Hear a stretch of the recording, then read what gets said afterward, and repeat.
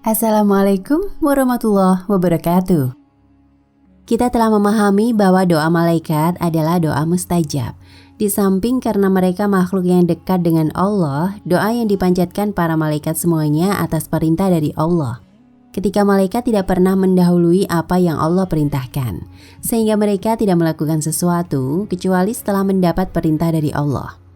Di samping doa baik, para malaikat juga mendoakan keburukan sebagai hukuman untuk para hamba Allah yang melanggar aturannya.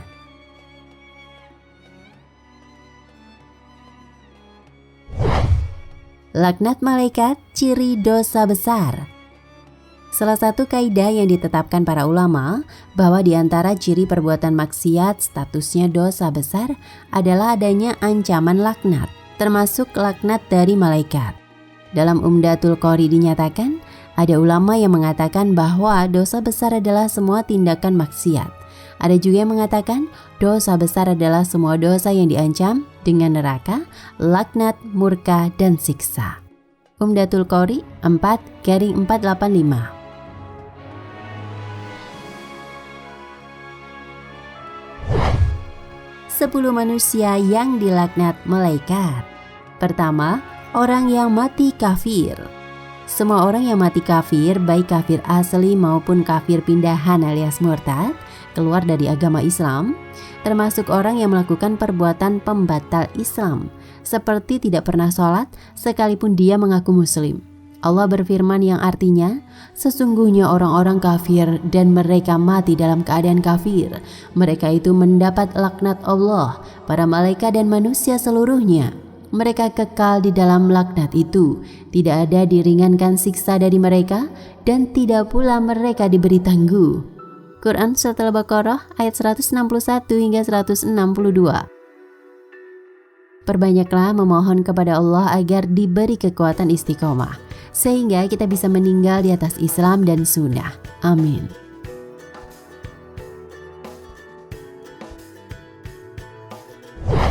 Kedua, orang yang murtad. Allah tegaskan bahwa orang yang murtad, dia mendapat laknat Allah dan para malaikatnya. Allah berfirman yang artinya, bagaimana Allah akan memberi petunjuk orang yang kafir sesudah mereka beriman, serta mereka telah mengakui bahwa Rasul itu, Muhammad, benar-benar Rasul, dan keterangan-keterangan pun telah datang kepada mereka. Allah telah menunjuki orang-orang yang zalim. Mereka itu balasannya adalah laknat Allah ditimpakan kepada mereka. Demikian pula laknat para malaikat dan manusia seluruhnya.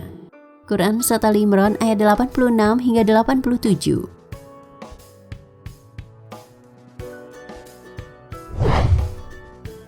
Ketiga, menghina dan mencela sahabat.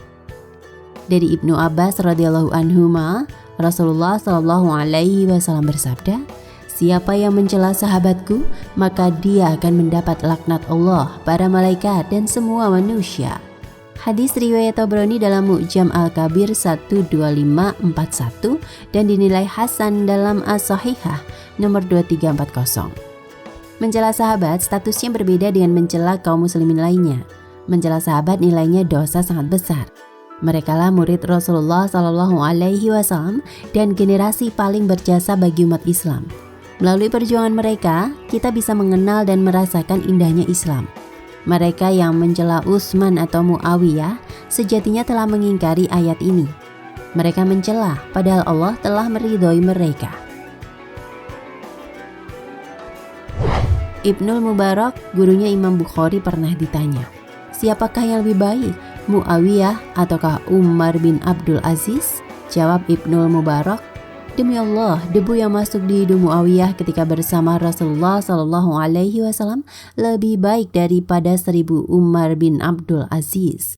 Muawiyah sholat di belakang Nabi. Ketika beliau membaca Sami'allahu liman hamidah, Muawiyah mengucapkan Rabbana walakal hamdu. Kira-kira apa yang terjadi selanjutnya? Wafayat Al-Ayan, Ibnu Khalaqan 3-33. Jika mencela sahabat dilaknat oleh Allah dan para malaikatnya, bagaimana dengan kelompok yang mengkafirkan sahabat? Laknat Allah bagi orang Syiah yang mengkafirkan sahabat.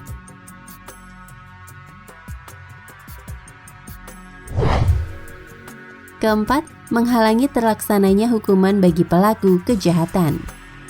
Dari Ibnu Abbas radhiyallahu anhu, Rasulullah shallallahu alaihi wasallam bersabda, siapa yang membunuh dengan sengaja maka dia berhak dikisos, balas bunuh. Dan siapa yang menghalangi antara keluarga korban dengan pelaku untuk melakukan kisos, maka dia mendapat laknat Allah, para malaikat dan semua manusia. Tidak akan diterima darinya amalan wajib maupun amal sunnahnya. Sahih riwayat Nasai 4790 dan Ibnu Majah 2635.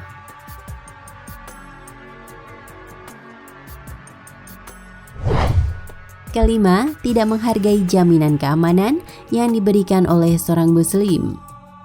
Dari Ali bin Abi Thalib radhiyallahu anhu, Rasulullah shallallahu alaihi wasallam bersabda, jaminan kaum muslimin itu satu.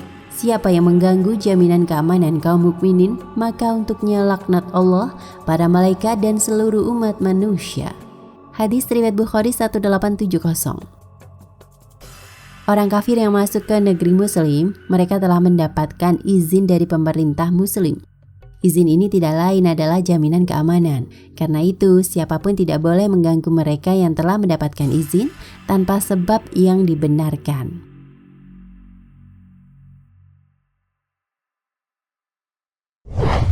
Keenam, mengacung senjata kepada sesama muslim. Dari Abu Hurairah, Rasulullah Shallallahu Alaihi Wasallam bersabda, siapa yang mengacungkan senjata kepada saudaranya sesama muslim, maka para malaikat akan melaknatnya sampai dia lepaskan, meskipun yang menjadi sasaran adalah saudaranya sebapak atau seibu. Hadis riwayat Muslim 2616. Islam melarang kita menakut-nakuti kaum muslimin lainnya, meskipun hanya dengan mengacungkan senjata untuk main-main.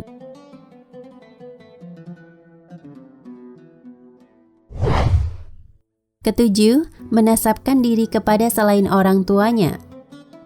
Dari Ali bin Abi Thalib, Rasulullah Shallallahu Alaihi Wasallam bersabda, siapa yang mengaku keturunan seseorang yang bukan bapaknya, maka dia mendapat laknat Allah, para malaikat dan seluruh manusia. Tidak diterima amal wajib dan sunnahnya pada hari kiamat. Hadis riwayat Muslim 1370.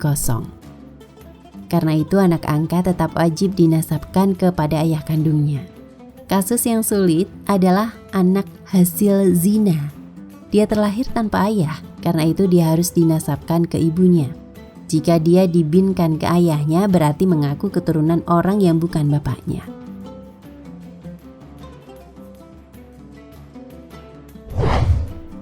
Kedelapan, istri yang tidak mau melayani suami tanpa uzur.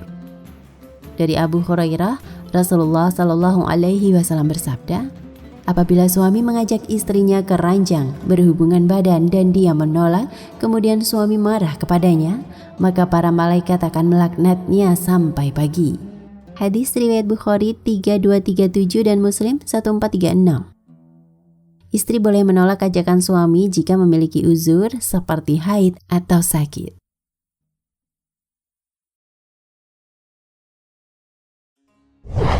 Kesembilan, melindungi perilaku kriminal atau perbuatan bid'ah. Dari Abu Hurairah, Rasulullah Shallallahu Alaihi Wasallam bersabda, siapa yang melindungi muhdis, maka untuknya laknat Allah, para malaikat dan seluruh umat manusia. Hadis riwayat Muslim 1371. Ibnul Asir menjelaskan kata muhdis memiliki dua cara baca, muhdis dan muhdat. Jika dibaca muhdis artinya pelaku tindak kriminal, sehingga makna hadis siapa yang melindungi pelaku tindak kriminal maka untuknya laknat Allah dan seterusnya. Jika dibaca muhdats artinya perbuatan bid'ah, sehingga makna hadisnya siapa yang melindungi perbuatan bid'ah maka untuknya laknat Allah dan seterusnya. An-Nihayah fi Gharib al-Hadis 1/907.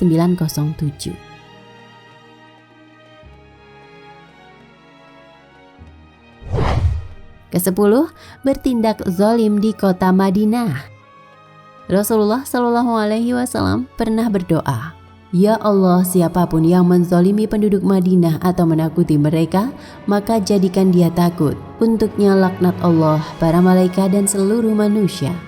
Hadis riwayat Tabrani dalam Mu'jam Al-Kabir 698 dan dinilai sahih dalam Sahih Targhib nomor 1214. Semoga Allah melindungi kita dari setiap penyimpangan dan dosa besar. Amin.